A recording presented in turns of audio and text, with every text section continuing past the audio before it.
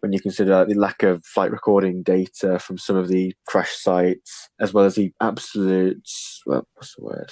Lack of, Lack of words. lack of words. Yeah. Hello, everyone, and welcome to episode 17 of the Co-Conspirators podcast. I'm your host, Calum, and joining me are my ever-present co-hosts, Luke. Hi, everyone. And John. Hello. Before we jump into this week's episode, a quick shout out to our listeners on the various podcasting platforms out there. We've reached people in countries all across the world, from Austria to Australia, Brazil to Bulgaria, and Norway to New Zealand, as well as being played in over half of the US states. Having such a global audience is something we never have imagined when we started this. It's always exciting seeing new countries appearing in our analytics, so tell your friends if you enjoy the podcast. Anyway, on with the episode.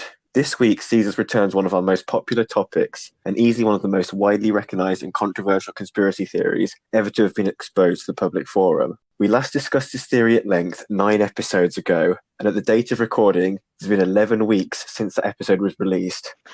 So even if you somehow managed to miss the title of this podcast, there's no prizes for guessing which conspiracy we plan to dissect today. That's right, it's the events of the 11th of September 2001, known on the streets as 9/11, and to those versed in conspiracy lore as George Bush's dirty little secrets. So given that this is our second episode delving into the fascinating world of 9/11 conspiracies, I'll just do a brief overview of the official narrative. For a more comprehensive retelling, feel free to check out our first 9/11 episode, linked in the description below.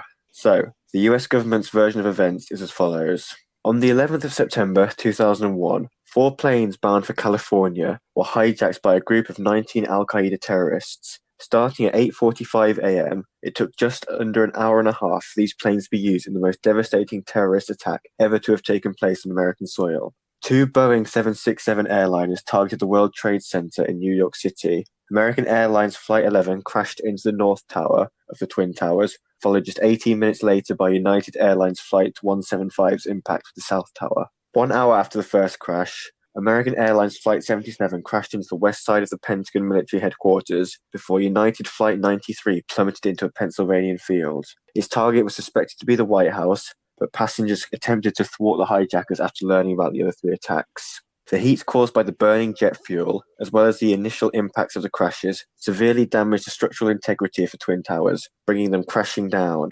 In total, 2,996 people were killed in the 9/11 attacks, including the 19 terrorist hijackers aboard the 4 airplanes. Citizens of 78 countries died in New York, Washington, D.C., and Pennsylvania. 2,763 died at the World Trade Center, including firefighters, police officers, and paramedics, while 189 people were killed in the Pentagon crash, including 64 on American Airlines Flight 77. Yeah, one thing I never realised actually is how many British people actually died in the attack. I know that obviously every death is as tragic as the next, but it just surprised me it was that much. I didn't realise the UK itself was as connected to the event as that. Shows what a global world we live in nowadays. People from all different countries spread across the world. So 19 years have passed since the events of 9/11, giving conspiracy theorists plenty of time to highlight numerous so-called inconsistencies within the official narrative, accusing the US government of a cover-up on the grandest scale. Last time out, we examined 3 theories that included both the events of the attack, as well as the wider context and potential ulterior motives from the US government.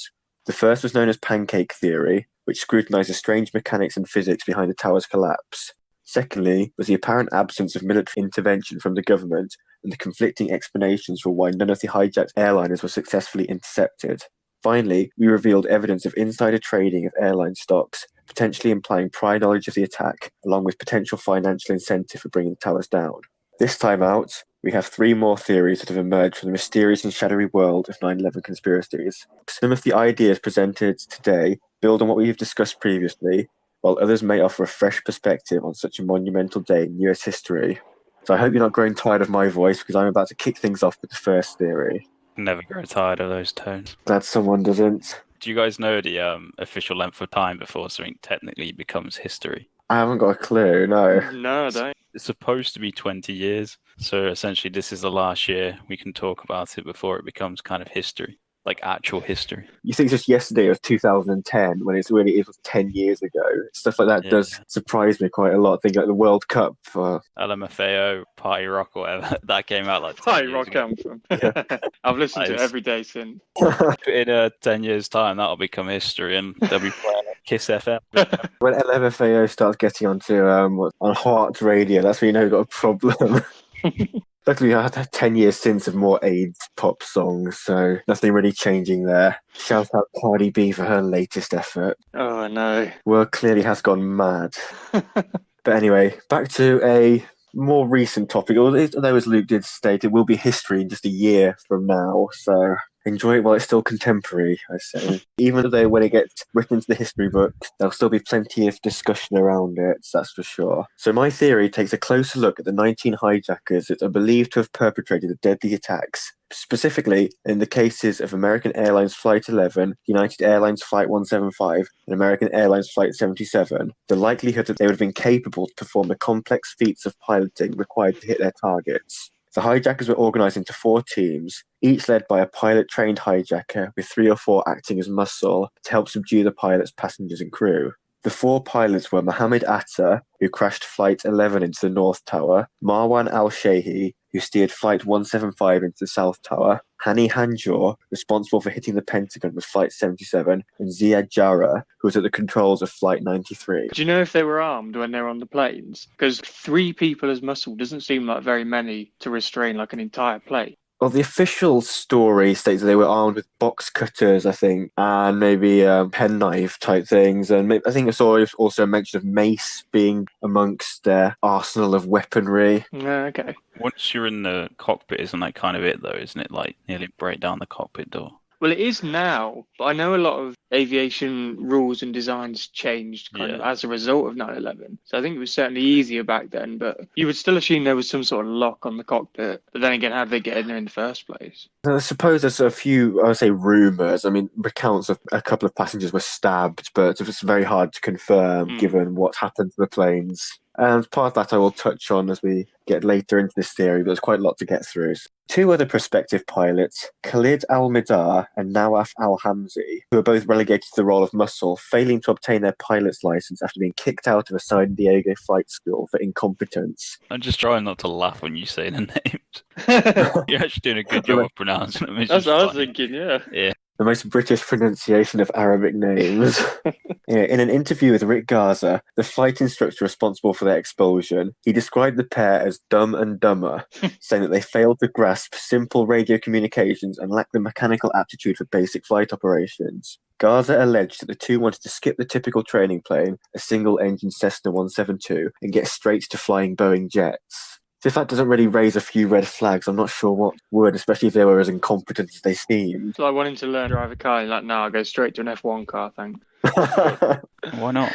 As Max Verstappen won the Grand Prix without even passing his test, so... I was talking about that with my brother the other day, and I was thinking, do you reckon he had driving lessons for the normal car, or do you reckon he just got in? Surely he just got in and passed. Because you have to learn to pass the like technicalities of the test rather than just drive. But it would have been weird thinking of him having driving lessons. Hitting the apex of every cul-de-sac bend, absolutely redlining it. Given that the 2, muscle hijackers who didn't make the grade for being pilots were not actually revealed to be the pilots of any of the 4 hijacked planes, you might think that any conspiracies questioning the supposed piloting skill of the hijackers are falsely extrapolating the cases of al-Midar and al-Hamzi, assuming that the other pilots were equally inept. It's well established that all 4 pilots undertook a degree of flight training on American soil. The 2 terrorists responsible for the World Trade Center attack, Mohammed Atta and Marwan al-Shayhi, trained together at Huffman Aviation, Venice, Florida. According to the owner of the school, Rudy Deckers, Atta arrived with a private pilot certificate, while al-Shayhi started as a complete beginner, describing them as average in their exams and flying. Imagine the reputational damage that flying school's taken. You trained the hijackers of 9/11. I mean, it did a good I'm job. surprised they've come back from it. Yeah. I mean, I think that's one of the biggest flight schools in America, where loads of pilots from across the world go to train. You've got them on the Wall of Fame. it can't be easy to get a huge jumbo jet like crashing into quite a realistically small target. I mean, a big target, but in the grand scheme of things, a small target. So clearly did a good job. Yeah. Just on the subject of reputations, Rick Garza. There's a long article about detailing how he struggled to find work after being revealed to have had 2 of the 9/11 hijackers at his flight school, even though he failed them and told them, no, you're not good enough, I don't trust you. I mean, you can't put any blame at his door. I mean, there's no way you could have ever known. Yeah, because you think when you're running a flight school, it's your incentive to keep people there, to keep them paying for training. So actually to go around and tell them, right, you're not good enough, you're not going to be cut out for pilots. And then a few months down the line, you just see the news and see their names, and then you get a knock on the door from the FBI, which is what happens. You think, your whole world's come crumbling down around you. Exactly. Maybe they only did the 9/11 to prove a point against him. Well, these 2 didn't even make the greatest pilots. They were relegated to just be the henchmen. Oh, right. So he did win in the end then? A small victory in the grand scheme of things. So after attending the flight school in Florida, al-Shayhi and Atta also enrolled in a 6-hour simulation course where they practiced flying various Boeing Airliners. The simulation training is used to solidify the argument that the hijackers were definitely responsible for piloting the planes. According to die-hard debunkers, those are people who are absolutely towing the official narrative and determined to disparage any conspiracy theorists, crashing the planes into the Twin Towers and Pentagon would have been as simple as engaging autopilot to the required destination and then crashing the plane. It's just doing a little bit of steering. So in the case of the Twin Towers hijackers, all they'd have to do was to plug in JFK Airport, wait until they'd reach the airport, pick out the Twin Towers, retake the controls and steer them, and then crash. However, air traffic controllers monitoring the flights told a different story, especially for the case of United Airlines Flight 175, piloted by the less experienced al-Shayhi. According to controller Dave, one name is an American I'm going to butcher, Dave Batiglia. That's maybe slightly Italian, but Flight 175 made a hard left turn before climbing 3,000 feet in the space of a minute, a very rapid ascension, unlike anything the controllers had seen before. The plane then entered a very fast descent at a rate of 10,000 feet per minute, unheard of for a 100-ton commercial airliner, which was seeing the aircraft reach an almost vertical trajectory. In the tower, Dave recalled the altitude countdown of 6,000 feet, 4,000 feet, 2,000 feet before al-Shayhi, who is alleged to have never flown a jet in person, leveled the airliner, identified the South Tower, performed a tight banking maneuver, and crashed into the building. There's also footage of this second crash. It's quite a spectacular maneuver. The plane almost comes in sideways. Yeah, it does. Yeah, I'd imagine it's incredibly difficult. I didn't realise flying a plane, well, I don't want to simplify it, but it's as easy as just typing in the airport destination and just going to sleep or whatever. Yeah, it is. Once you're up cruising, you can literally just sit there and do nothing. It's just the landing and the takeoff that I think you need input for. Even then, we were speaking to our air traffic controller friend who says that the landing is sort of handled by computers now, and the pilots are just there in case they have to manually intervene. Got to press the seatbelt sign though, haven't they? That's important. Yeah. This is your captain speaking. That's a bit you dread it, going to announce your voice. Also, the case of Ziad Jarrah followed a similar pattern, and he was the alleged pilot behind United Airlines Flight 93. This one didn't reach its intended target, instead crashing into the Pennsylvanian countryside. The official 9/11 Commission reported, just 2 months before the terror attacks, he attempted to fly the Hudson Corridor using a small private plane, which is a popular tourist route offering a bird's-eye view of New York. However, Portman Flight School deemed him unfit to fly solo, stating that he'd have to take an instructor out with him should he wish to do the flight. 2 months later, Cleveland Air Traffic Controllers would observe the extreme manoeuvres allegedly performed by Jarrah at the controls of Flight 93. This consisted of a sharp U-turn followed by a rapid descent so fast, I quote, that the computers couldn't keep up with it. The target of the hijacking was never reached after a passenger insurrection, which does suggest that the rapid descent may have been the result of passenger intervention. And furthermore, such observations were made by controllers in Cleveland, Ohio, over 500 miles from Washington, D.C. So it makes very little sense for the hijackers to begin descending to attack altitude so far away from the capital. It doesn't really make any sense, does it, that you just cruise so low? Unless you wanted to it would be a scene, wouldn't it, if you were just flying that low constantly before hitting a target. But yeah, I think more likely is probably that it was passengers taking control of it. This next one, though, it's a lot more, I'll say cut and dry, because it's a conspiracy theory. It's never going to be cut and dry, but there seems to be a lot more compelling evidence behind the overall aim of the theory I'm trying to detail, which is the case of Hani Hanjour, the pilot, or alleged pilot, of United Flight 77. He has been described as a pretty weak student by Duncan Hasty, the president of the CRM Airline Training Center in Scottsdale, Arizona, where Hani enrolled as a complete beginner. According to Hasty, Hanjour never progressed beyond the solo engine level and was, quote, someone not cut out to be a pilot with no understanding of the principles of aviation. Yet he had also inquired about piloting Boeing 757s. From an aerial perspective, the Pentagon offers roughly 30 acres of visible building, and it's also worth noting that it stands at just 22 meters tall. With this considered, one would assume that the simplest way to hit the building and inflict maximum damage would be to guide the plane down onto the roof, surely achievable even to an amateur pilot. I reckon their initial plan was just to like kind of pass the American pilot's test and just literally become pilot of a normal passenger plane and then just sort it out that way. I think that'd be a bit more long-winded to rely on them all being hired by the same airline companies. Got a grind. Getting assigned these same flights all at similar times to basically have their simultaneous attacks. Imagine 9/11 never happened because you failed the interview. I think that the piloting was probably commanded by their terrorist cell organisers, if you're to believe that it was perpetrated by these individuals, just to make sure they were capable of taking the planes to the correct destinations and making sure that maximum terror was inflicted.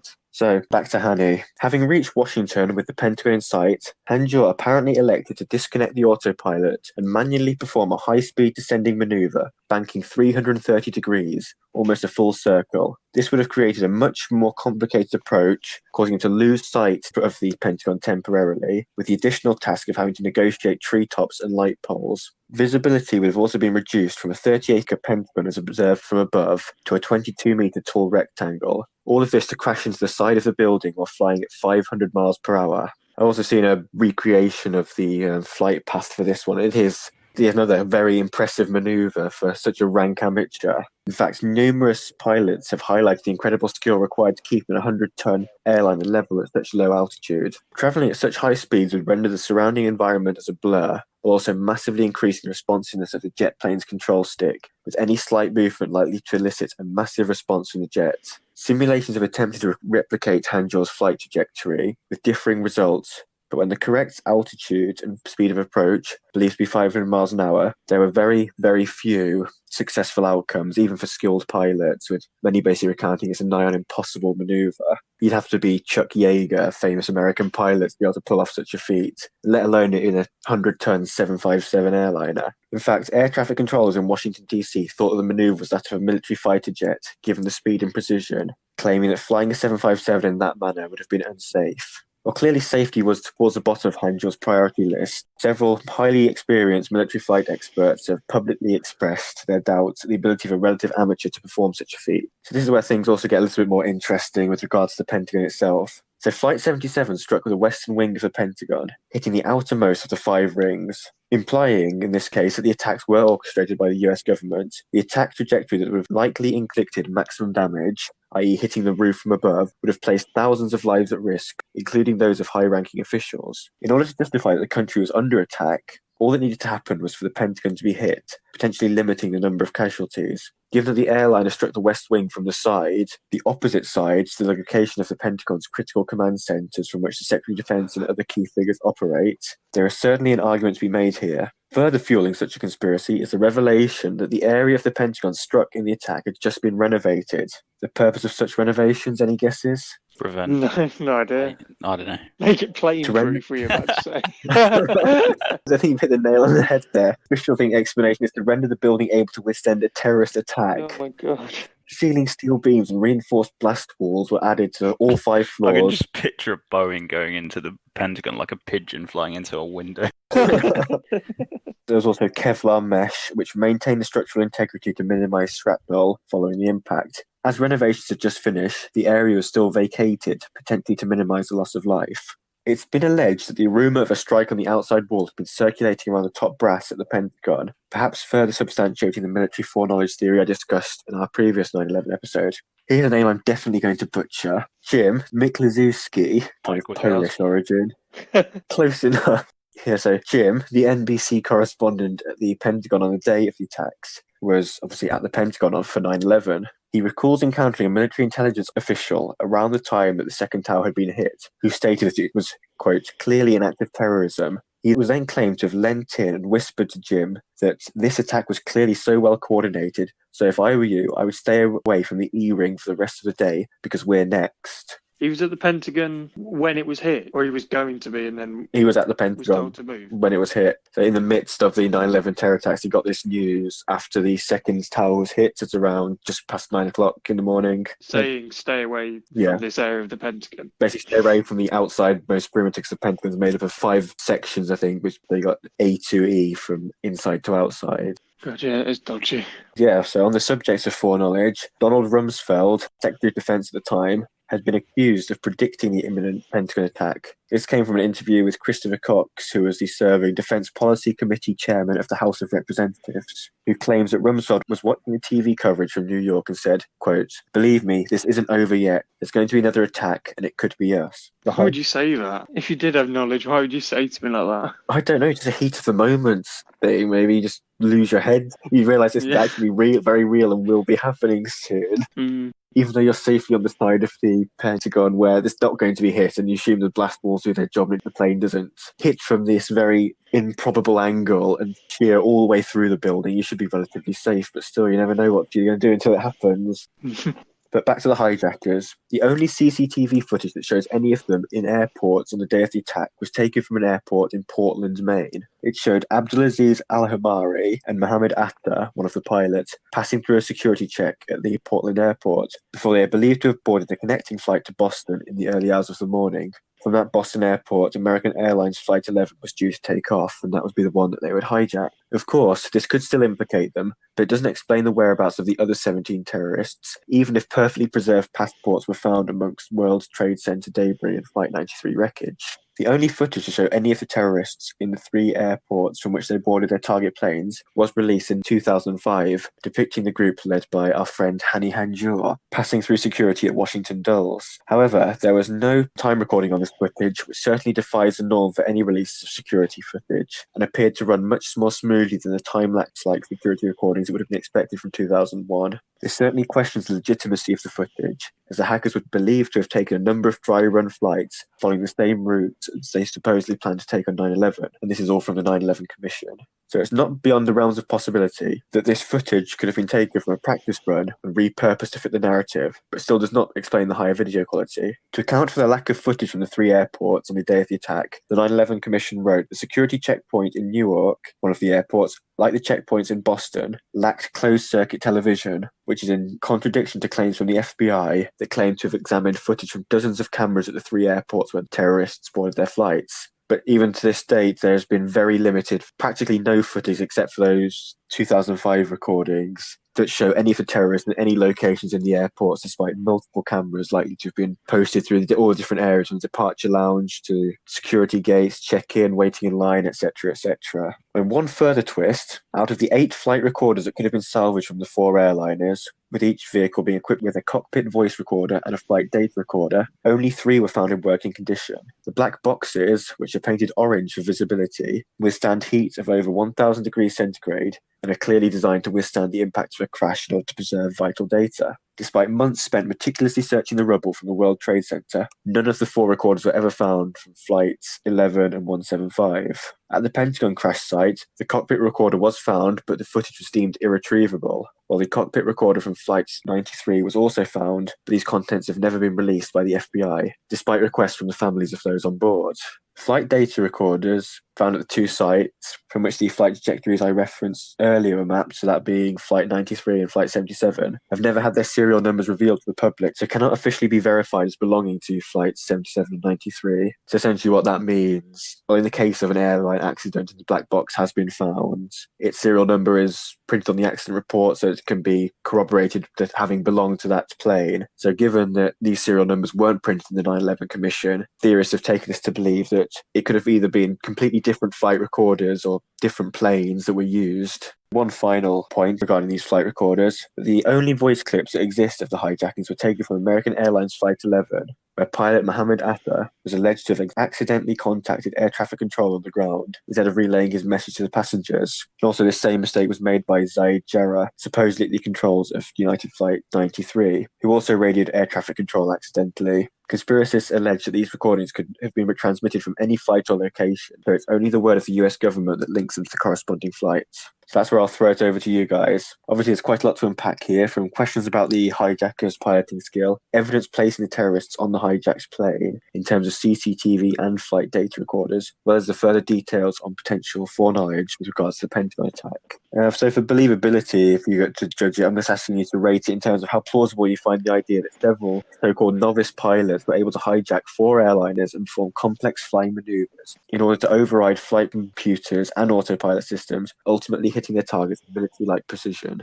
Wow. I think it's certainly interesting, and something that kind of comes to my mind when we're talking about this is the episode we did a couple of weeks ago regarding the times that conspiracy theories were proven true. And there's a lot of stuff that kind of runs in parallel with the Iran flight that was shot down. You know, the FBI keeping the black box, there not being recordings, the government not releasing like the serial numbers, stuff like that. And if that never came out, we'd kind of be debating whether that was true. And it seems like the same again here. Yeah, it certainly doesn't go any way towards increasing public trust in the light of such a catastrophic event. I get that it can mess with an investigation, but then when it's nearly 19 years old now, you think that's kind of unneeded, and especially when they've got their own official story. And they've also, if you believe the conspiracy theories, they've got what they wanted out of the Iraq war, which was really all the oil and bin Laden.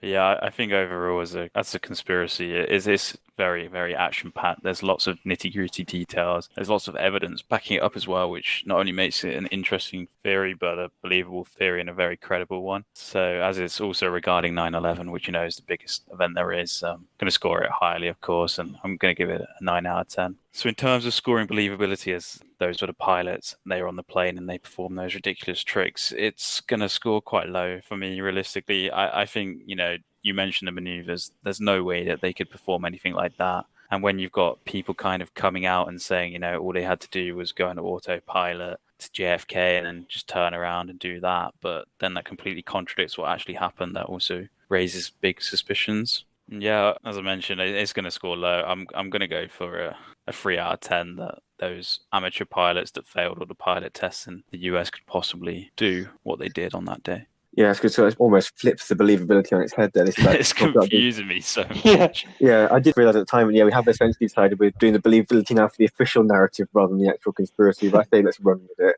It's a weird concept. Yeah, I 100% believe that, so I'm going to give believability 1 out of 10. Yeah, I'll give my thoughts. So, in terms of an overall conspiracy, I think as much as maybe it's a somewhat overlooked aspect of 9/11, looking at the hijackers themselves, I actually do think more and more now it's something that people are focusing on, and I certainly hadn't heard anywhere near those details before, but I was aware, that they were thought of as incompetent, and a few people have raised questions on that. So it's a really interesting part of what is the biggest conspiracy theory of all time. So, overall score is a 9 out of 10 from me as well. In terms of the believability part, again, I think it is pretty believable. The maneuvers, particularly the Pentagon one, it's very convenient because, like you said, it doesn't make sense why you wouldn't attack it from the top, which would in essence make it a target you couldn't miss and do a lot more damage. And then, the way that it had to bank quite abruptly and go very, very low in order to hit 22 meters high, did you say? I mean, That's going to be very difficult to hit for even the most experienced pilots, so let alone novices and people who've been chucked out of flight school and things like that. I know there is a bit of contention that we'll probably save for another time around whether a plane actually hit the Pentagon at all, because there's no footage of it at all, and there was very little debris found. And kind of the hole in the Pentagon was something stupid like 5 meters wide, and you think that doesn't really figure it would have to hit it complete side on to go through that, which would have made it even more unnecessarily difficult as a maneuver and also limit damage. So I think that's another side that people perhaps don't believe that a plane even hit it at all, which I suppose would add weight to your claim because it's basically backing up the fact that it was a really difficult maneuver to do and the supposed pilots couldn't have ever done it. Again, you touched on the second tower that got hit, again a huge bank, and then he almost looks like he's going to miss the tower and has to do a last minute spin to hit it almost. Yeah, the footage for that does almost look CGI though, just the way it hits the tower. That's why when I first saw it, I thought, okay, there's no way that can be real. But if that's what they claim is the official footage. Yeah, it is a pretty crazy video. And all eyes were on the second one, weren't they? Because the first one was being filmed. But so there are plenty of angles on it. It does not look like a real plane. No, it's been described as a butter plane because it goes straight through. Completely on its side as well. You think that's quite difficult for such a big vehicle, but Well, especially for an inexperienced pilot.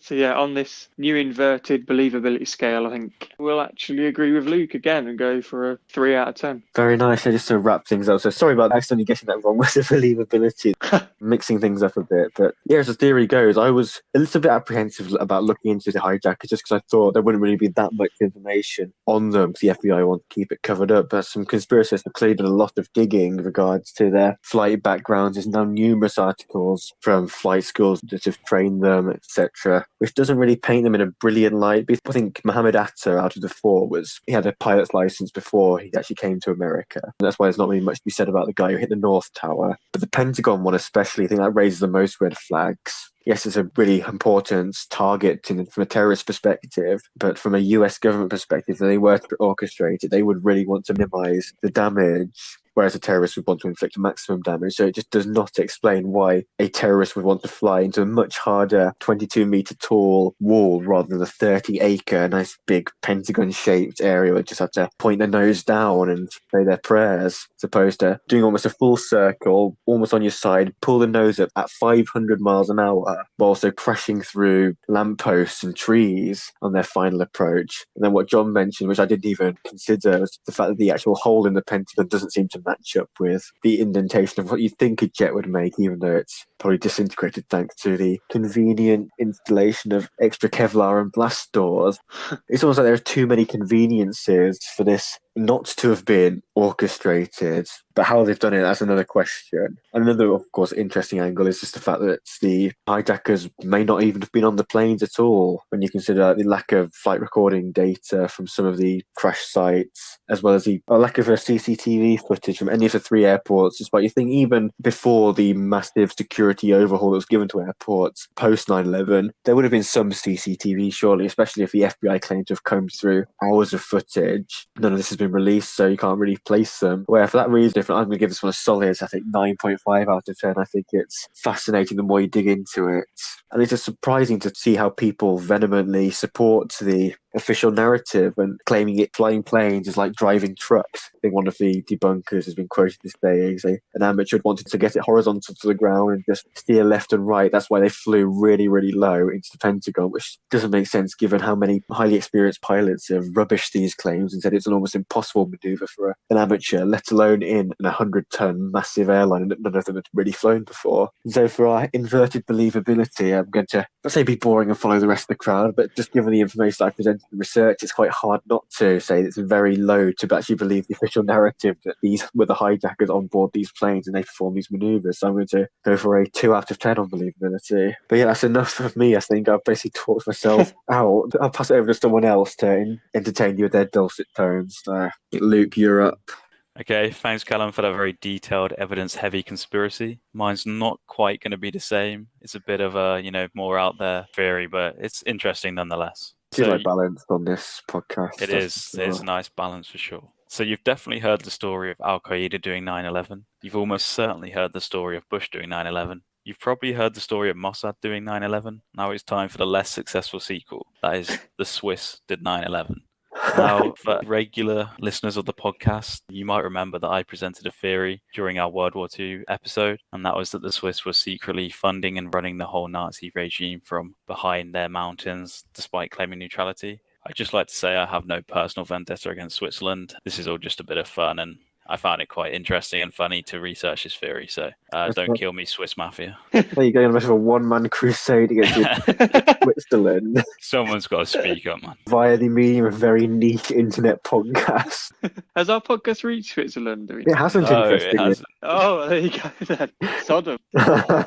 Okay, so before I start, let's jump into a little bit of history. So 9/11 is a big day, not only in American history and memory, but also in Nazi history. Granted, the dates are switched due to the American date system, and the Nazis actually having the 9th of November as a national holiday, but it was commonly referred to as 9/11, just like in the States. In fact, in Hitler's infamous book Mein Kampf, the last page ends with, "We must always remember 9/11 and the heroes that died that day." God, that's creepy, that. So I don't know if either of you know the relevance of 9/11 within a Nazi party and Adolf Hitler himself. No, enlighten me. No, I don't either. Sure, so it's actually seen as the birth of Hitler's Nazi party. So on the day in 1930, the 9th of November, Hitler declared himself leader and then he led his party on a march through Munich. The march was stopped by Bavarian police who opened fire and 16 Nazis died and 4 policemen also died. Thereafter, the 9th of November was a national holiday in Germany in memory of the Nazis who died. Not only that, it was commonly referred to by Hitler as an important day for the Nazis, and as I mentioned, it was on the last page of Mein Kampf. He also chose the day in 1938, just a year before the start of the World War, to burn synagogues and Jewish property on a large scale, killing 400 Jews in the process. So as you can imagine, for European Jews, 9/11 was a day widely hated, especially as it was a day the Nazis heavily celebrated. Now, I won't touch too much on what I mentioned in the previous podcast episode, so if you want to hear more about that, go check out the World War II episode. But during the last days of World War II, the Nazis quickly moved a lot of assets, aptly named Nazi gold, to Switzerland, a lot of which were assets and money stolen from Jewish businesses, families, and properties. Despite, of course, claiming neutrality, Switzerland were happy to put financial gain above morals and take the assets. However, fast forwarding a bit into the future, into the 90s and early 2000s, the International Association of Jews sued Switzerland for the return of their gold. Their lawsuit was not actually issued from Switzerland, but from America. Now, their lawsuit and their documentation was issued from the Twin Towers, the World Trade Center, and also another bank in California. Now, this is where things start to get a bit coincidental. If you go back to the initial plans, the supposed initial plans of Osama bin Laden to bomb America, targets he selected matched up with the locations from which the Jews initiated their lawsuit for the return of Nazi gold. To be more precise, the initial plans for the plane bombs included the World Trade Center, but it also included this California bank. I think I was beginning to start to put the steps in place there. I didn't expect it to be this deep, though. Yeah, it's certainly interesting. It was, in a way, the World Trade Center was a center for this lawsuit. A lot of documentation was there, and if this documentation were to disappear or go missing, it would definitely harm their lawsuit. It's worth mentioning, kind of touched on this in the previous podcast, but Switzerland were quite keen not to give back any of the stolen Nazi gold, even though they had kind of recognized they'd taken it. So they built their banking systems on it, probably as a bit of their reserve. Yeah, no, for sure. I mean, it must have helped them massively. So then what actually happened post 9/11? So first of all, 2 Swiss nationals died in 9/11. This might seem a reasonable amount for a small nation, but for a bit of context, Poland had 5 deaths and the UK had 67. Now, what's also kind of a bit more out there is the Swiss are generally considered to be kings of the financial world. And so it's quite common for Swiss nationals to be in the World Trade Center. Even more so when you consider the fact that the company Credit Suisse, which is a Swiss banking company, themselves operated within the towers. So you could quite easily expect there to be a lot more than 2 Swiss nationals within the tower. So, of course, there is a common rumor that no Jews died in the attacks, or many took the day off work. However, according to the official list of those that died, 350 were Jewish, which is well over 10% of the total. And again, for context, 2% of America is Jewish. So, as well, the Swiss declared the Nazi gold permanently theirs, claiming that too many Jews died in the Holocaust to justify giving it back to them, and also any documentation was lost in the 9/11 attacks, hitting the lawsuit quite hard and, just setting them back to step one, that they've lost all their documentation, years of files and suits they've put together against the Swiss. That is quite savage, actually. So too many of you died during the Holocaust for you to claim back the money that is basically rightfully yours. That is no empathy whatsoever. It's typical, ruthless financial industry, really. In reality, it's not ours, it belongs to you, but so much of the money that we have is belonging to people who sadly and tragically killed during World War II. Because you don't have the legal documentation, no matter your moral claim to it, it means nothing in the court. Mm-hmm. And now I'm going to ask John this question as a resident economist. So, John, what is the best thing to invest in if the economy crashes? I don't know, property. Oh, you've let me down here. So, Planes. the safest, one of the safest investments you can have in an economic crisis is gold. No, I see. Yeah. And now the economy did crash after 9/11, and gold prices resultantly spiked after 9/11. What's interesting is the Swiss own more gold per capita than any other nation on earth by a factor of nearly 30 times. So not only do they own more gold than everyone else, it's 30 times more. The Swiss significantly benefited from the chaos and disorder of the foreign nations after the attack, and their economy profited quite favorably. So as a result of 9/11, not only did they, get to keep this Nazi gold, the lawsuit against them was shut down, and, they also economy booming because of gold prices. Is there any documented communication or collaboration between the Swiss and Osama bin Laden? Has that been uncovered? There isn't, no. I highly doubt it. No. Or is that something that could come out in the future when the world eventually turns their eyes to Switzerland as being these evil overlords, despite Give it living 5 years, I say. Yeah. Once your research comes to light to the general public. Just you wait. So, obviously, after 9/11, what also happened is the Muslim world took the blame, largely due to Osama bin Laden taking credit and it also being the official narrative, as Calum has mentioned. However, within the Arab world itself, rumours spread. At a meeting in Damascus, Syria, in September 2001, with a delegation from the British Royal College of Defence Studies, Syrian Defence Minister Mustafa Tlass said the Mossad planned the ramming of 2 hijacked airliners into the World Trade Center's towers as part of a Jewish conspiracy. He also told the British visitors that the Mossad had given thousands of Jewish employees of the World Trade Center advance warning not to go to work that day. This was an unsubstantiated claim, but yet one that a high government official was claiming. I think this is a pretty well-known conspiracy, and there are people out there who do, blame Mossad for 9/11. Yeah, I've definitely seen that one before. You would be a bit creeped out, wouldn't you, if you rocked up to work and like thousands of people were missing and no one knew why, and then you may or may not put 2 and 2 together that all the Jews are missing. It's not bar mitzvah to go to. If that ever happens to me, I'm getting out of that building straight away. You keep tabs on the religions of all your co-workers. This might just be a conspiracy here. It's one of the more well-known ones, but not massively known. But it's a conspiracy that a high government official was claiming within the Arab world, and he wasn't the only one in the Arab world. A lot of people were pointing their finger at Mossad and Israel. So, this greatly increased tension between the Jewish and Arab world, which of course had massive fallout for Israel and kind of made the whole situation worse there. And they've never been best of friends, have they? They're always going to be pointing fingers at each other no matter what, I think. If you think about the overall narrative and assuming that the US government were the perpetrators, if you believe the conspiracy theories, this is perfect for them. It's basically just deflection without having to do anything, to sort of letting the conspiracies spread like wildfire. And yeah, it's great, but they are one of the main conspiracies. So there is that. I think I'd be happy for any press that deflects the blame away from them. But yeah, it sounds like within the kind of high government world, like the only conspiracies going around were kind of pointing finger at Mossad, unless of course you are Malaysia, in which case you are pointing fingers at Bush and Blair by the sounds of it. This is where we find out the Malaysian government's actually just run by diehard conspiracy theorists. So would Switzerland really be despiteful in their drive to keep the Nazi money and also gain from world gold prices? Well, Switzerland does have a long anti-Semitic history. And actually the first kind of recognized genocide against Jews was the Basel massacre, where they burnt 100 Jews alive, although this was way back, like nearly 1,000 years ago. So times can change. One from the archives, that's for sure. That's the oldest conspiracy we've had on this podcast, maybe. You're a big fan of the history of conspiracies. Oh, they're just more interesting because there's just so little known about them that, the official story is always up for debate because you're basing it on the word of some guy who wrote it down on a parchment. See the Elizabeth I conspiracy for details. Yeah. That was a personal favourite of mine. It's also quite believable as well when you consider the fact. But watch the I think it's Royal Family Conspiracies episode for that one. Yeah. So yeah, not only this, Switzerland is actually referenced many times in Jewish literature as being the most anti-Semitic country in the world. I'd imagine that literature was written before 1945. Imagine having that Germany exists.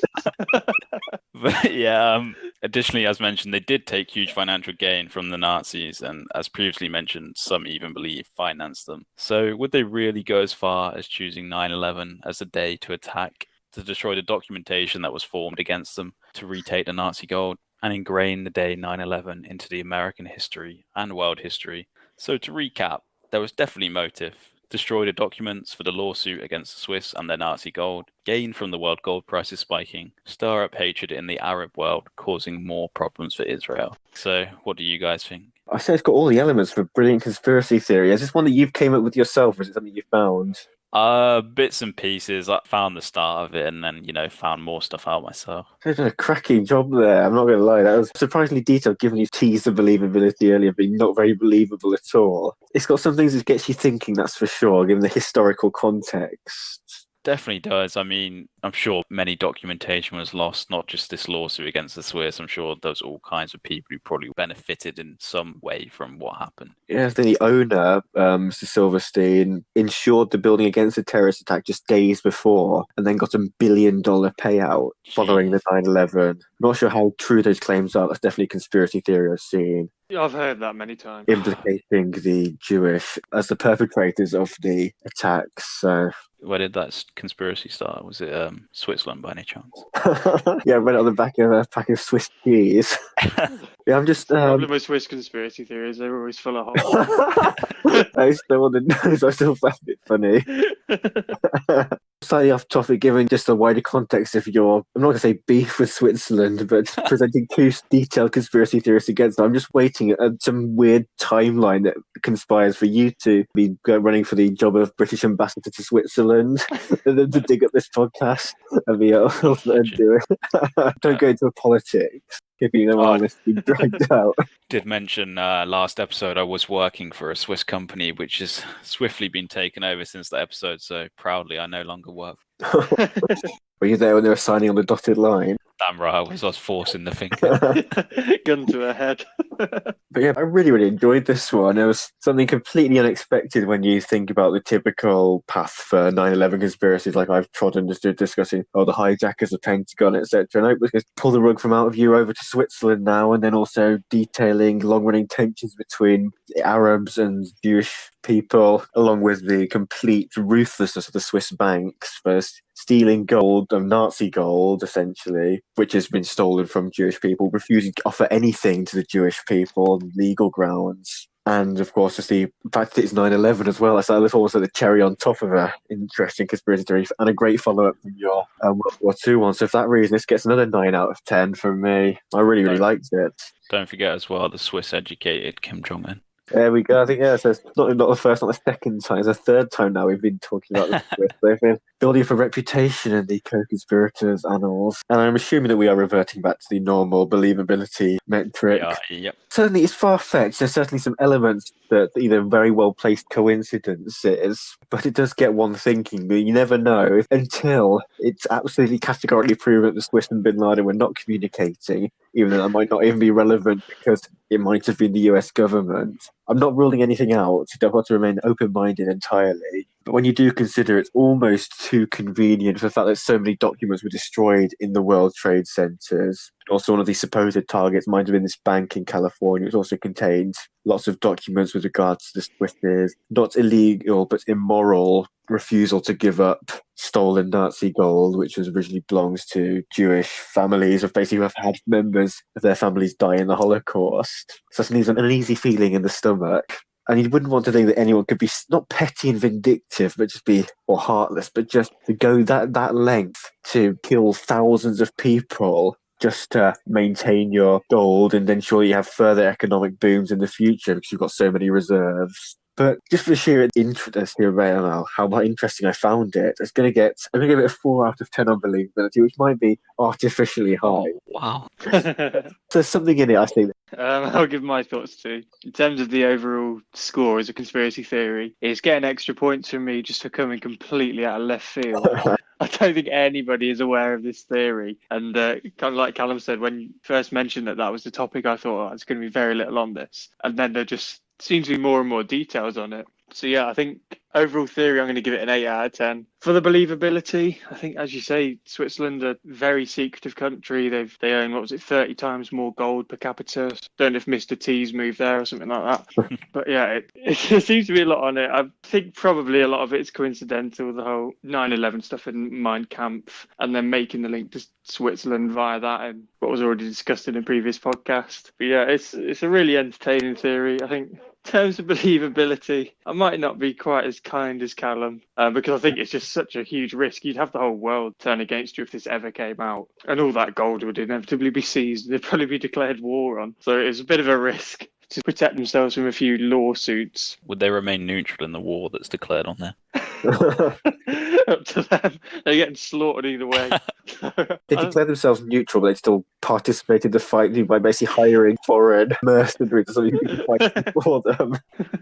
So yeah, I think all things considered, I think even this seems a bit high, but I'm going to go for a 2.5 out of 10 for believability, I'm afraid. Yeah, thanks for that, John. I will say it's always interesting to like kind of dig deep into a conspiracy theory that's not really out there, and sometimes even find some stuff out yourself and kind of add it to the theory. Like it all just lines up. It's like the stars aligned for me on this one. It was very interesting, and to kind of refer back to an old conspiracy as well is always nice. So yeah, I'm gonna give it a 7.5 for a conspiracy. In terms of believability, it has got some stuff to it. The evidence is a bit lackluster. You guys scored it highly, but it remains to be seen whether the plans from Osama bin Laden actually were on this California bank, and whether there was actually documentation. It's kind of just me taking the word of a conspiracist rather than like an official source. But the lawsuit did come out of the World Trade Center, but whether or not it's linked is a different story. Just to prove that I don't have any beef with Switzerland, I'm going to score this a 2 out of 10 on believability.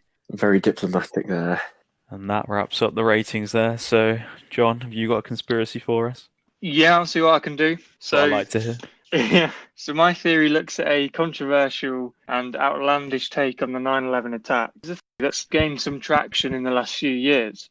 That is the theory that there were actually no planes used during 9/11. Deafening silence. I can hear you all shocked by that one. Was it an electromagnetic weapon? Is that what was used? To be honest, this theory it goes into a little bit about what could have been used instead, but it's more about just why there weren't some of the reasons why people think there weren't any planes. Yeah. So yeah, former chief economist under the Bush administration, Morgan Reynolds, argues that no planes were used during the attacks. Reynolds claims that it's physically impossible that the Boeing planes of flights 11 and 175 could have penetrated the steel frames of the towers, and that digital compositing was used to depict the plane crashes in both news reports and in subsequent so-called amateur video. Quoted, there were no planes and there were no hijackers. He says, I know, I'm out of the mainstream, but that's just the way it is. The only explanation, according to David Shaler, is that they were actually missiles surrounded by holograms made to look like planes. Watch footage frame by frame and you will see a cigar-shaped missile hitting the World Trade Center. Most no-plane theorists, including Thierry Mason and Reynolds, assert that either CGI of a passenger plane was overlaid onto a winged cruise missile or a military aircraft, or that CGI of a passenger plane were inserted into the video footage and the plane-shaped explosive cutouts were planted in the buildings in order to create the impression of plane impact. Was Kubrick directing it by any chance? I can't confirm or deny, I'm afraid. He's known for his revolutionary camera techniques. Who knows if he was just taking the next step onto CGI? You never know. I mean, it's not too big a leap to make, you wouldn't have thought. Less of a leap than having complex hologram technology in 2001. I know, but it's a whole myth of, well, the whole theory behind like black technology and things we don't know about that actually exist. Oh yeah, of course. Within governments, which again, I think that's almost a certainty, isn't it, really? Yeah, I think I did remark when I watched some of the footage I mentioned in my theory that the second plane hitting the tower looked very suspicious to me. Yeah, well, maybe it gives a bit of weight to this theory then. A lot of people say, that it's supposedly clearly CGI. I don't know about clearly, but there's certainly a few things that don't look quite right. So this theory is actually so controversial that the discussion of no-plane theories has been banned from certain conspiracy theory websites, and advocates of the theory have been threatened with violence by posters at some of these websites. You think conspiracists would like to band together and not to shun any of their fellow people challenging the narrative? I think you say that, but some really stupid, out there theories with no evidence can really bring down the whole community. I think this is one of the main communities that gets brought down by idiots, I guess. Not people making conspiracy theories about Switzerland being the actual culprit. The Boeing planes used were made of aluminium, a strong but light metal. As strong as it is, there's a reason why planes don't reach their top speed until they reach altitudes of tens of thousands of feet. This is obviously because of things like air resistance, and the air's a lot thinner up there, so you can travel a lot faster. Travelling at over 500 miles an hour, the Boeing jets would surely have shaken themselves apart due to the huge levels of air resistance acting upon the plane, meaning the plane would have shed parts flying over New York, which obviously didn't happen. The planes didn't shake or even slow down at all on approach, again pointing some to the conclusion that the planes were actually not planes at all. The damage to the Twin Towers and the entry point of particularly the second plane also led many to draw the same conclusion. The plane has been described as a butter plane for the way that it melts through the building, with the nose even seeming to appear outside the back of the building. Surely the plane would have shattered into pieces upon impact, rather than appear to morph through the building, leaving an almost cartoon-like hole. This is far more indicative of a missile than a plane crash. On the topic of damages, the entry hole at the Pentagon was mere meters wide, rather than the 48-meter wingspan that the Boeing 767 had. This suggested that the plane did an acrobatic turn and hit the building following a 45-degree spin, as briefly touched on by Calum earlier in his theory, which obviously seems pretty unlikely that you would go to the effort of doing that while also causing less damage. Unless you want to preserve lives within the Pentagon. Precisely. You know the whole 5-meter hole thing? Yeah. Could it just be that, the wings aren't as strong as the core, so the hole's made by the core and then the wings kind of just get destroyed? I mean, I suppose possibly, but you would think it would have to, for it to only be that wide, I think the nose is sort of exactly the width of the hole, and it would have to go in perfectly straight and not cause any structural damage around it. And the wings would, in essence, have to snap off. Whereas at the Pentagon, there was basically no debris at all. There certainly weren't full wings kind of left behind. And plus, surely as designers of planes, given that wings are pretty integral parts to the overall plane, and you rely on those to actually get airborne, you want to make them pretty solid and be able to withstand any forces on them so that might cause them to fall off mid-flight. They do shake sometimes, don't they, though, when you're on a plane? It's a bit off-putting. Oh, yeah. So, yeah, the Pentagon cameras have never released footage of the crash, but a leak appeared to show a small white flash appear on the cameras before impact. This flash certainly did not look like an 116-ton plane, again making many speculate that it was actually a missile flying through the air that hit the building. I've definitely heard the missile hitting the Pentagon theory before. Yeah, and I think it's mainly borne out of, I don't think there were really reports of people seeing a plane flying low in that area, and then the complete lack of debris of a plane, and then the entry hole. I think it all seems to point people who are theorising about it towards a missile rather than an actual plane. And also, I think that immediately in the aftermath of the plane in question hitting the Pentagon, there was people videoing the aftermath of the footage, but then the FBI immediately swooped in on the surrounding buildings and seized all video records. Yeah, that is very suspicious. Yeah, it doesn't really add to the credibility of the plane hitting it. But surely, maybe just for brevity, just want to show, okay, it was a plane, especially these conspiracy theories are now coming out. Yeah, exactly. Or even if you did seize it, you would then release it once all the theories came out. Yeah. Yeah, again, on the kind of topic of footage, a news helicopter on the day of the event released footage that appears to show a shiny ball hit the towers and not a plane. The ball takes a very steep trajectory before hitting the building and then causing an explosion. The shape certainly doesn't look like a plane, as shown by the other pieces of footage. Sergio Ramos penalty finally landed.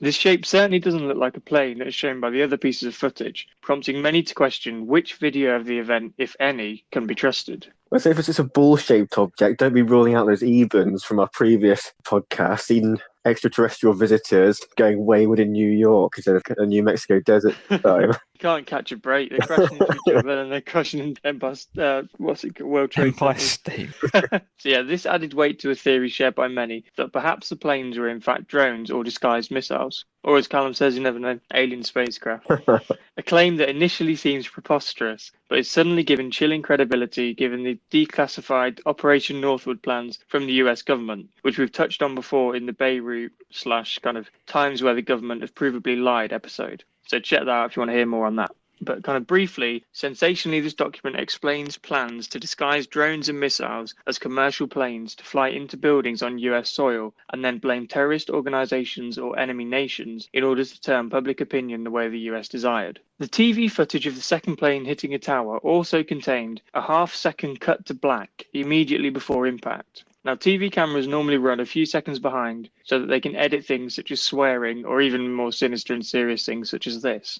However, the timing of the fade to black wasn't in a place to obscure the impact of the plane, it was just before. The footage of the plane hitting the building was still visible, which suggests the screen didn't go black to stop people seeing the impact, but for another reason. Some speculate that it was actually because the angle at the time showed the plane more clearly looking like a missile or a drone, so the footage was quickly cut and edited before the actual impact. Surely if you want to do a cover-up in that manner, because given how fast the plane's flying, sure you could just, cut out a few frames that show the plane, then you still have it razzing into the building. Do you say the news footage is a couple of seconds behind? Yeah, that's normally standard. It's a few seconds behind so that if anything happens, they have time to bleep it very quickly. Apart from when Harvey Price is on Good Morning Britain. Yeah.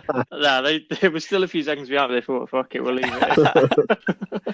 Okay, so another aspect of 9/11 that is kind of very popular in the world of conspiracy theories, but is still not very well known about outside of it, is World Trade Center 7, which was the third tower that went down on that day. Now, World Trade Center 7 wasn't even hit by a plane, but it went down in much the same way as the North and South Towers on 9/11. If the same impact and effect was possible without a plane, then surely the same could be said for the towers that were hit. Hundreds of eyewitnesses said that they didn't see a plane, but heard what sounded like explosions coming from the basement and further up the building.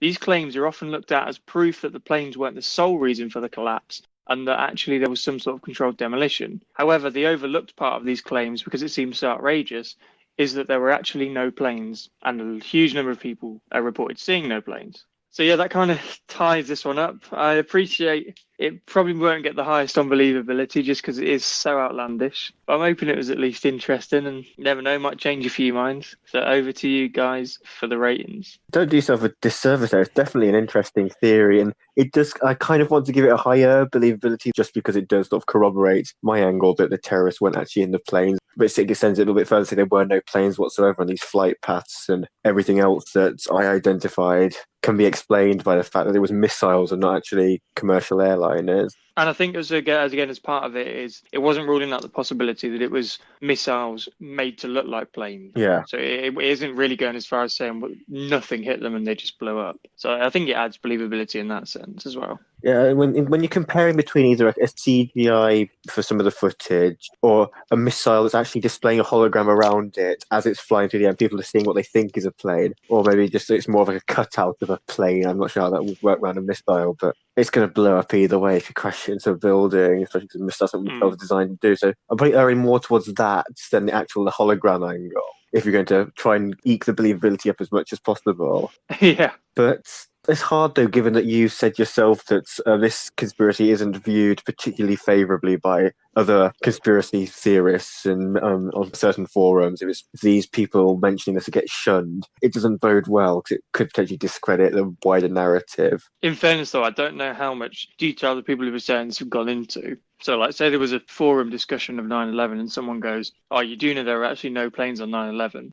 I don't know whether the conversation was just cut there and they're like, right, get out. Or whether they were actually like, hear me out. Just drop that bombshell and just leave off your own accord. This might drop. Yeah, certainly it'll be confusing the FBI agents reading all the chats. We've got another angle to account for. Actually, no, they're doing it themselves. They're discrediting themselves. We'll leave it to it. But overall, it's definitely a very interesting theory. So it is, of course, an angle that's sort of come to light a little bit later, maybe given that we've had hologram technology and stuff sort of hit the more mainstream in recent years. Military technology is probably a decade or so ahead of what we get to the public, perhaps even more if they've got all the alien tech that we've discussed in previous episodes. So what's to say they couldn't effectively live CGI the shell of a plane around a missile? Certainly several anomalies I raised relating to the speed of the approach, which you also further corroborated with the fact that the plane would be rattling all over the place if given the increased air resistance at lower altitudes, because they were hitting top speeds about 500 miles per hour in the flight, things I analysed. So, And also just the Pentagon impact zone being very precise in both the size of the hole and actually the place where they hit, which I also touched on. So I think for that reason, I'm going to give it an 8.5 out of 10 as a conspiracy.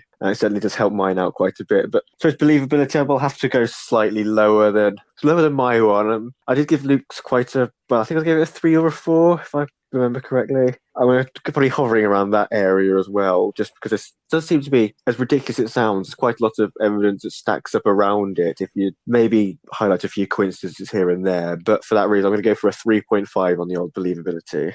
Not too bad. I'll take it. Thank you very much. Luke, what do you reckon? It's definitely an interesting one, and I think in a way it kind of ties in quite a lot of theories. Controlled demolition theory, your theory on the electromagnetic weapon, I guess those could also be explained by this if you put a spin on it in a way that happened and then they doctored the CGI videos to see the planes to cover that up. So it's interesting and it ties into many other theories. So I'm going to give it a solid 9 out of 10. In terms of believability, it's just a tough one because there are a lot of flaws in, the way things happen with the holes and stuff like that. One thing I was interested in is why would a plane like disintegrate at 500 miles an hour? Like I know that, the land speed record is around 750 miles an hour, something stupid like that. I mean, I'm guessing a plane would be built in a similar fashion to withstand that kind of resistance, just in case, there was any major turbulence if they were up in the sky. I think on that point you What just was I gonna raised, say? that because the whole airline industry now is all about efficiency and, in essence, money making, and it was back then, planes are designed to fly at the perfectly efficient altitude of,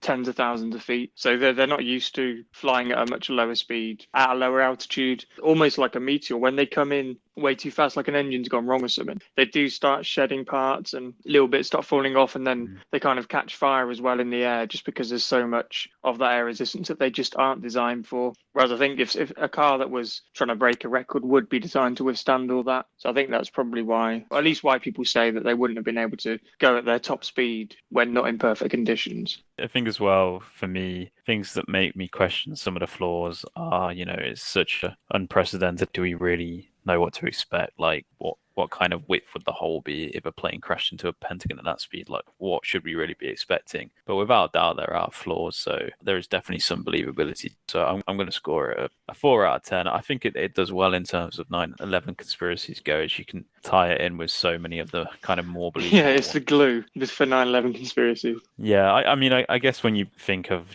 any theory really that kind of involves Bush or anything apart from the hijackers, you can add this to it and say, they doctored the images and actually. Yeah, that is very true, actually. I'll quickly rate it myself. I think I'm going to give it a 9 out of 10. I think it gets bonus points for being outlandish. Because if you ask someone, what do you think about 9/11? The two things they're going to say is planes and towers. So to say that one of those things wasn't actually there, it's pretty ballsy. So yeah, I think overall I'm going to give it a 9 as a theory. I'm a little bit surprised that no eccentric billionaires decided to run a simulation of the Twin Towers by either flying an actual drone, fully sized airliner into a replica of the Twin Towers, or just a similar massive concrete, just to see what sort of impact it would make. It's very true. Maybe if this podcast takes off and we get a few anonymous donations, we'll give it a go. Anyone in the US government wanting to break rank, hit us up. If our donations reach £1 billion, we'll That's do it. when we set the Patreon at the top donor goal. Lifetime replication of the Twin Towers for conspiracy's sake to prove a point. The thing is, you could do that. We could do it. And then it, for example, shows that the planes hardly make a dent and the towers are still standing. And then you still have people saying, oh, but it wasn't raining on 9/11. Things like that. So it'd just be a waste of money anyway. It'd be pretty spectacular, though. It would. Good luck We'd probably make the £1 billion back in YouTube. Can you imagine how can you imagine how underwhelming it would be though? Yeah. When it's like, it's the actual start. Oh fuck! I managed to copy the exact flight path. It goes in like the butt of the plane. Just you'd break millions of hearts for Like we tried, but then a week ago they argued, "Oh, it wasn't raining, or the air, the humidity wasn't optimal."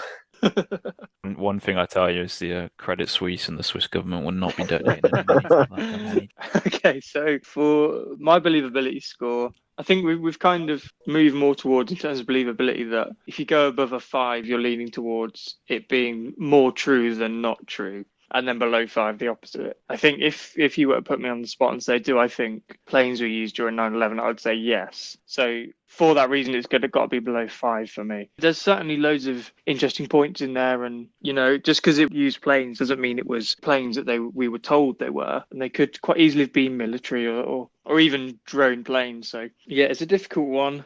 It does point out a lot of holes. It does tie theories together, like Luke said, which is, it's always a good thing when they start corroborating each other. But I think believability, I might go for a 3.5. Okay, so that's all our theories done. So now it's time to hand over to Calum for everyone's favourite part of the podcast, and that is a game of conspiracy. Thank you very much, John. Right, it's that time of the episode where believability gets thrown out of the window. Following what seems to be a recent trend for our conspiracy segments, I've elected to add yet another twist, partly because I think I exhausted my creative reserves devising the conspiracy for our first 9/11 episode, and also because Luke's theory about Switzerland orchestrating attacks was far more interesting than anything I could have hoped to have come up with, so I didn't want to steal his thunder. It's not quite the 8-round conspiracy pub quiz, but it could be seen as another step in the right or wrong direction, depending on whether you're a conspiracy traditionalist or an innovator. So how's it going to work this week? As host, I'm going to be playing the role of Quizmaster. Since this is our second episode investigating 9/11, I'll be asking my two co-hosts a series of multiple choice questions based upon theories detailed within our first 9/11 podcast. To avoid any bias that might arise from my co-hosts knowing their own theory better than the other, it's not going to be a head-to-head affair. Instead, I'll be asking Luke questions about John's theory, and John will answer questions about Luke. Oh no! I was going to say I barely remember my own. Well, they are multiple choice. Should be very This is a good idea. Yeah, I'm looking forward to this. In the event of a draw, we'll have a tiebreaker question about the theory I presented, and that will be head-to-head. So hopefully this will test your ability to retain information, and not just be a case of who's able to guess the best, but we'll see. Right, to decide who gets the decision to go first or second, I'll ask just a general 9/11 trivia question. So are we ready? Damn I'm right. ready. Fingers on those proverbial buzzers. Are we just shouting it out? Yeah, if you want first answer, or first correct answer. It's multiple choice, by the way, so wait for those before you shout out unless you know the answer. How many tons of wreckage were produced at Ground Zero? See. I would hang fire on that one. I will give you the three answers to give John a chance. A, 1.8 million tons. B, 900,000 tons. Or C, 2.7 million tons. I'm going to stick with C. John? There's absolutely no idea, but I'll go with A. Luke's early gamble has not paid off. John is correct. And the Get answer in was there. 1.8 million tons. And just a little fun fact, it took 9 months to sift meticulously through all of this wreckage and attempt to find human remains, but they didn't turn up the black boxes, unfortunately. So, John, do you want to go first or second? First, please. Bold move. Right, so you'll be answering questions about Luke's theory, which is the idea that insider trading was used to predict 9/11 and various parties were able to profit off a disaster. So you ready for your first question? Yeah, I'm ready. What kind of market was the subject of seemingly suspicious trading patterns in the weeks leading up to 9/11? A, Forex, B, put options, or C, derivatives? I'm going to go for put options. Aye. And that is the correct answer. Come on. Oh, I'm absolutely screwed for this one. I tried to keep them sort of, well, not guessable, but there's obviously multiple choice. So the next one, on the 6th of September, just 5 days prior to the attacks, how much had the put option volume for United Airlines stock risen in value following suspected insider trading? A, 2 times higher, B, 20 times higher, or C, 100 times higher? God, they're very different, those three answers to each other.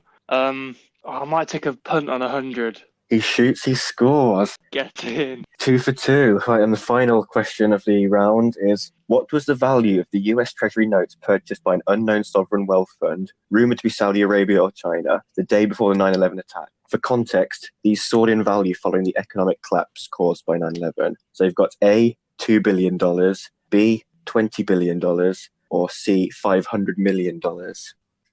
20 billion. That is wrong. So 2 out of 3, which is not bad, given I was not really sure how these questions would go. So all to play for, Luke, for your round. What was the answer to that one? Because I seem to remember the whole point being that not many countries could have afforded it. It's $2 billion. No, okay. The idea is that not many countries actually have a sovereign wealth fund. So, for example, America and the UK don't have one. So the richest sovereign funds aren't trillions and trillions. They're in the billions, I think. But the country was big enough to avoid suspicion from the SEC, so the transaction got passed straight away, which was convenient. It was the day before 9/11.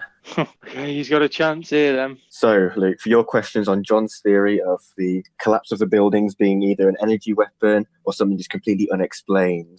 So, how many floors made up each building of the World Trade Center? A, 100, B, 110, or C, 120? Oh, man. I don't know this. 100 just seems too round, too perfect. Like, whenever you hear the Shard or, Burj Al Arif, and probably butchered that, but in Abu Dhabi, in Dubai, you always hear, like, something random, like, 67, 94 floors. So I think 100 would not be correct. So it's between the other two. I'm just going to go in the middle, I think. I think B, 110. Very wise move there. It is correct. B, 110 floors. So, according to the theory of controlled demolition, how long should it have taken for the towers to have collapsed completely, not factoring in air resistance? A, 112 seconds. B, 105 seconds. Or C, 97 seconds. God, you're not giving me much spread here. I remember it being around that mark and being a surprise, but God, there's not much spread there at all. I'm going to go for A 112 seems to ring a bell. I'm not sure what bells they're ringing because that is the incorrect answer. 97? That is correct. Well done, John. Well remembered. And that is the theory that each floor would have fallen on top of itself, a la pancaking, right down to the ground. I don't want to offer bonus points, but anyone know how fast it actually took place in, or how fast the actual towers crumbled? 4 seconds. Was it? No. Was it even 19 or 9? I can't remember which. It was roughly 10 seconds. I think the official time was 9.8 from the 9/11. Yeah, 9.8, that was it. Which seems to defy all laws of physics. But if you're interested in learning more about that, do check out our first episode. And this third and final question, if you answer this correctly, we go to a tiebreaker. What was the name given to the effect that could have been used to describe a strange phenomenon where a specific frequency of waves can have an incredible effect on metals, which may have been witnessed during the World Trade Center? No. So, answer A, Thomson-Newton effect. B, the Taylor-Hertz effect, or C, the Tesla-Hutchinson effect? That will be A. Now I'm joking, it's C, Tesla-Hutchinson. Well done. You had me going there with the A. No, I remember that one. Just a bit of trivia on the Tesla-Hutchinson effect. It was the idea that a frequency could cause metals to melt, to fuse with different materials, and it was observed on many of the cars in the surrounding areas. So for the tiebreaker, this is relating to my theory of prior knowledge, the military exercises that were going on at the time of the 9/11 attacks, which seems just very suspicious. So according to the Federal Aviation Administration, what is the maximum number of degrees an airliner is allowed to deviate from its allotted course with no immediate attempt to recorrect before operators attempt to contact the plane? Is it A, 8 degrees, B, 18 degrees, or C, 45 degrees? I'll let John go first.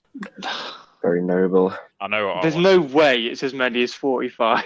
So it's between 8 and 18. So it's before what? Before they have some sort of intervention in terms of communication, or in terms of they scramble a jet? The first stage of intervention would just be communication, yeah. And then the second one, if there's no response, is jet. So it's just basically air traffic control to contact the plane and say what's going on.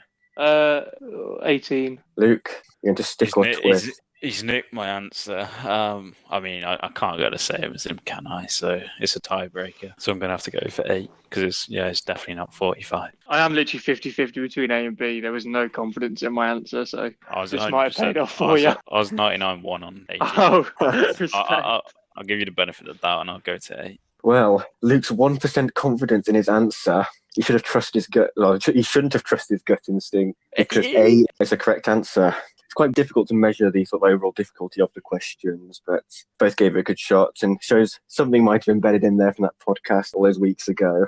Always learning. Exactly. Although I think in hindsight, it probably would have been better to just do a closer to the mark guess, but you live and you learn. Yeah, I have no idea what I'd have gone for. There weren't any options, to be honest. No, me either. Well, I think that does wrap up this game of conspiracy and the podcast itself. So another 3 very interesting theories surrounding 9/11. It seems to be the gift that keeps on giving, especially when Luke's creative mind is on the works and his vendetta against Switzerland, which we're hoping continues in future episodes because those Swiss don't seem to be the neutral force that they'd like us to believe.